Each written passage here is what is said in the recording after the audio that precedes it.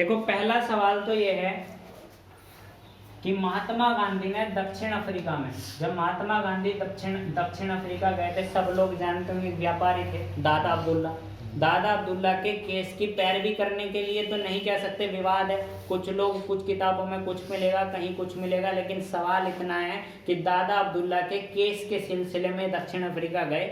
वहां जाने के बाद वहां की जो लड़ाई है, वहां इन्होंने लड़ाई लड़ी, जो श्वेत और अश्वेत लोगों के बीच में जो वहां छुआछूत को खत्म करने के लिए उन्होंने वहां लड़ाई लड़ी। उसके बाद 9 जनवरी 1915 में भारत वापस आए और 9 जनवरी को हम भारतीय प्रवासी दिवस के रूप में मनाने का काम करते हैं। ठीक, अब एक सवाल आता है कि दक्षिण अफ्रीका के अंदर, या ऐसा कहा जाता है कि जो महात्मा गांधी के सबसे पुराने आश्रम हैं, जो महात्मा गांधी के द्वारा स्थापित आश्रम है, उनमें से एक आश्रम सबसे पुराना जो है वो दक्षिण अफ्रीका में था, जिसका नाम था फिनिक्स आश्रम। क्या नाम था भाई? फिनिक्स आश्रम। तो सवाल ये पूछा जाएगा कि फिनिक्स आश्रम जो है वो कहाँ है, तो आंसर क्या होगा? आंसर होगा दक्षिण अफ्रीका में।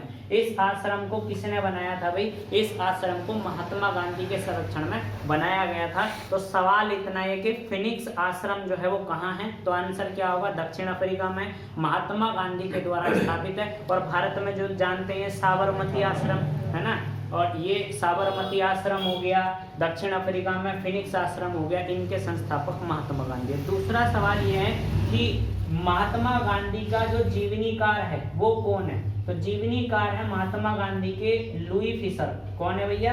Louis Fischer. एक सवाल आप बड़ा ध्यान से समझेंगे, आपने एक नाम सुना होगा आइंस्टीन, नाम सुना है ना आइंस्टीन, विज्ञान मतलब एक तगड़े वैज्ञानिक हुए हैं, बढ़िया वैज्ञानिक है, जबरदस्त आइंस्टीन।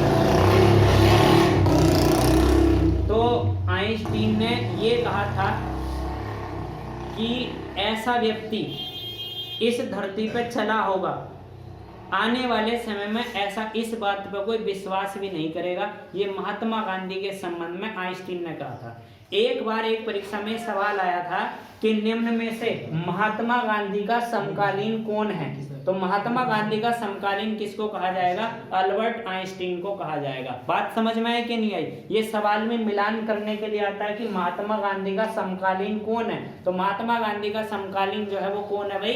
Albert Einstein. यानी कि आइंस्टीन जो वैज्ञानिक है वो महात्मा गांधी के समकालीन माने जाते हैं। उसके बाद देखिए HRA, हिंदुस्तान रिपब्लिक एसोसिएशन है ना, हिंदुस्तान रिपब्लिक एसोसिएशन सब लोग जानते हैं, स्थापना हुई थी 1924 में।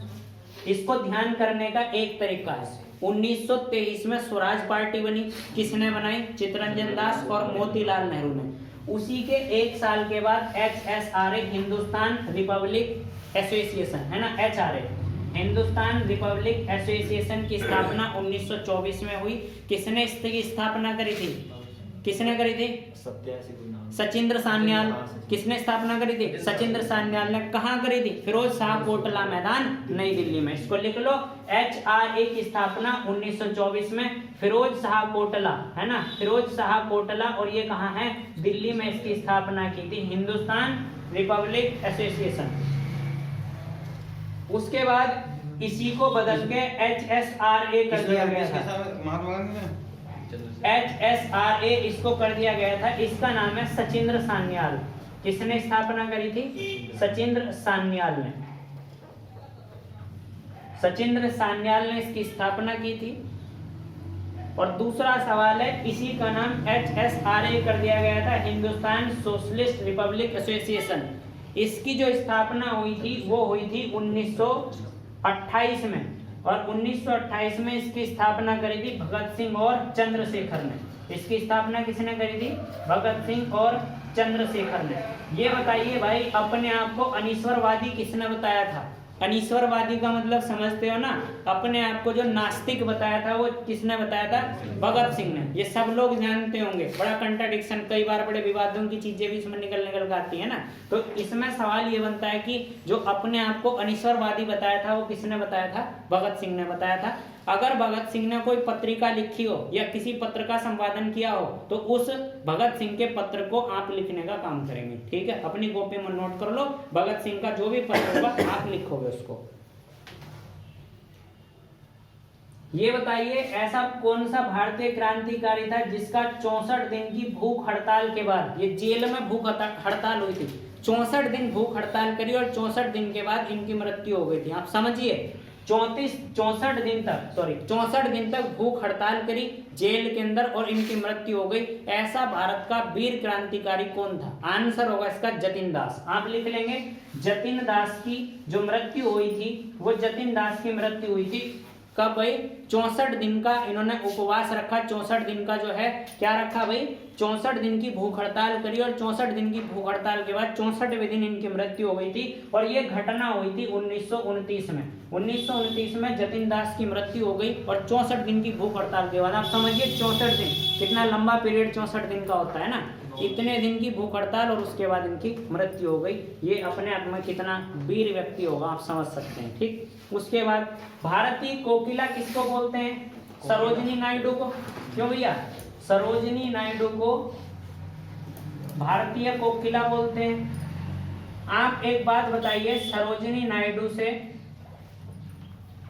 भारत के किसी भी राज्य की पहली महिला राज्यपाल सरोजिनी नायडू। सरोजिनी नायडू कांग्रेस की पहली भारतीय महिला अध्यक्ष रही। ऐसा कौन सा अधिवेशन था जिस अधिवेशन की अध्यक्षता, कौन से वर्ष का अधिवेशन था जिस अधिवेशन की अध्यक्षता किसने करी थी? सरोजिनी नायडू ने। आंसर क्या होगा? 1925। 1925 में सरोजिनी नायडू ने कांग्रेस की अध्यक्षता करी थी। और 1924 में महात्मा गांधी, कहाँ का अधिवेशन था? बेलगांव का अधिवेशन था। 1923 में स्वराज पार्टी की स्थापना। 1922 में चोरा चोरी गोरखपुर 22 जो है पुलिस वाले उसमें मारे गए थे। 1920 में असहयोग आंदोलन। 1919 में जलियांवाला बाग हत्याकांड। 1917 में चंपारण और 1915 में तो महात्मा गांधी आए थे। तो ये महात्मा गांधी का घटनाक्रम कहाँ तक है? 1922 तक।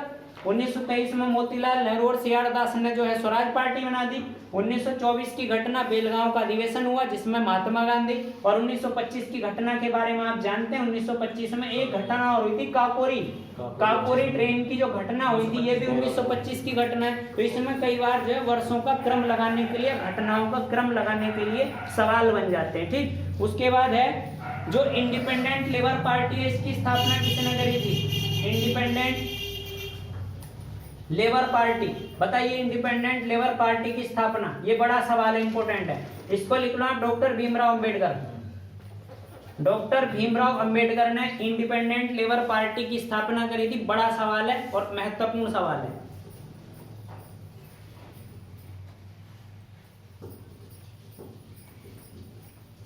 उसके बाद सवाल जो इंपॉर्टेंट बनता है वो बनता है गदर पार्टी।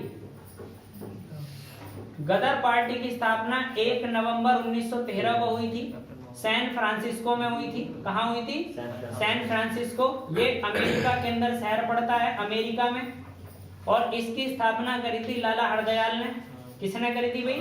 लाला हरदयाल ने इसकी स्थापना करी थी। और जो पहला अध्यक्ष था वो था सोहन सिंह भाखना। कौन, किसको अध्यक्ष बनाया गया था? पहला प्रथम अध्यक्ष जो बनाया गया था वो बनाया गया था सोहन सिंह भाखना को, ध्यान रखेंगे। गदर पार्टी की स्थापना 1 नवंबर 1913 को कहाँ होती है? सैन फ्रांसिस्को में होती है। कौन करता है? लाला हरदयाल करते हैं। और लाला हरदयाल जब इसकी स्थापना कर देते हैं तो पहला अध्यक्ष इसको बनाते हैं सोहन सिंह भाखना को। बड़ा सवाल, इंपॉर्टेंट सवाल। ये बताइए भारतीय क्रांति की जननी किसको बोलते हैं? भारतीय क्रांति की जननी, भारतीय क्रांति की जननी मैडम भीकाजी कामा को लिख लेंगे आप। मैडम भीकाजी कामा। मैडम भीकाजी कामा को भारतीय क्रांति की जननी कहा जाता है।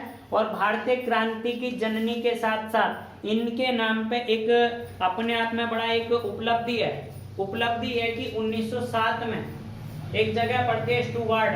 जगह कौन सी पड़ती है? स्टुगार्ड। ये जगह कहाँ पड़ती है? जर्मनी में जगह पड़ती है। और यहाँ पर भारतीय तिरंगा फहराया था इन्होंने। ये बड़ा सवाल बनता है कि मैडम भीकाजी कामा, पहली बार भारतीय तिरंगा फहराने वाली महिला थी मैडम भीकाजी कामा। और भीकाजी कामा ने स्टुगार्ड जर्मनी में इस ध्वज को फहराया था। और एक बात ध्यान रखेंगे, इस समय जो तिरंगा था उसमें 3 रंग कौन कौन से थे? एक रंग था हरा, एक रंग था पीला और एक रंग था लाल। ये 3 रंग जो थे वो उस समय के तिरंगे में थे, जिसको स्टुअर्ट में मैडम भिकाजी कामा ने फहराया था। और मैडम भिकाजी कामा जो हैं इनको भारतीय क्रांति की जननी बोलते हैं। बात क्लियर है भाई। उसके बाद सवाल है सुभाष चंद्र बोस का राजनीतिक गुरु कौन था? सुभाष चंद्र बोस का राजनीतिक गुरु आप लिख लेंगे CR दास, चित्तरंजन दास। सुभाष चंद्र बोस का राजनीतिक गुरु कौन था? CR दास, चित्तरंजन दास।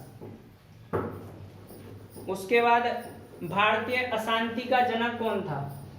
किसको कहा गया था भारतीय अशांति का जनक? किसको कहा गया था? तिलक को, बाल गंगाधर तिलक को। किसने कहा था? वैलेंटाइन चिरोल ने, है ना। कहीं वैलेंटाइन चिरोल मिलेगा, कहीं वैलेंटाइन सिरोल मिलेगा, है ना। वैलेंटाइन चिरोल ने अपनी पुस्तक, इनकी पुस्तक का नाम था इंडियन अनरेस्ट। इंडियन अनरेस्ट नाम की इनकी पुस्तक थी। और उस पुस्तक में क्या हुई, बाल गंगाधर तिलक को भारतीय अशांति का जनक कहा गया था। तो सवाल यह है कि भारतीय अशांति का जनक किसको कहा जाता है? आंसर क्या होगा? वैलेंटाइन चिरोल ने किसको कहा था? बाल गंगाधर तिलक को कहा था। और पुस्तक का नाम क्या था? इंडियन अनरेस्ट, ये पुस्तक का नाम था। आइंस्टीन के बारे में मैंने आपको बता दिया। आइंस्टीन ने महात्मा गांधी के बारे में कोड करा था, जो अपने आप में महत्वपूर्ण कोड है। ठीक, ये तुम्हारे मेन और जो इम्पोर्टेंट सवाल है वो है।